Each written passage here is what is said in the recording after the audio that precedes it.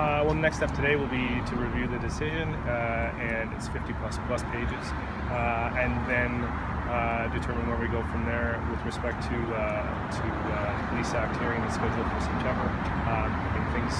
Things are sort of up in the air at this point in time, so I can't give you any specifics as to where we go next. I think that that principle that police are involved in dangerous work in highly challenging circumstances, that's something that always has been acknowledged, or for the most part it's been acknowledged by the courts, by the Crown and by defense. It's a case-by-case analysis, and it depends on each case and the facts and whether or not an officer is justified in using force in any particular case. In this case, Justice Danlock found that he was, but that's something that the Crown and defense is certainly in this case, and we were well aware of the importance of Section 25 and its application here, and it has its limits.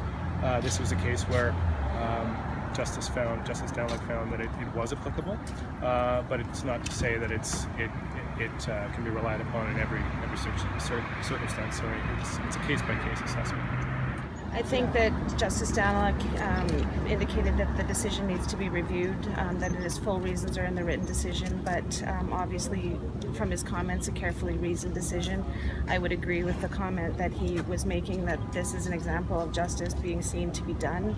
It was a case that needed to be taken to trial, and Mr. Gelowitz, despite his status as a former police officer, was treated like any other person charged with an offense would have been, and this is just an example of the system doing its work. So I think the decision will probably take us some time to review, and decisions about what will happen next will be made later. But I think overall this is an example of what the system does and the work that we're expected to do.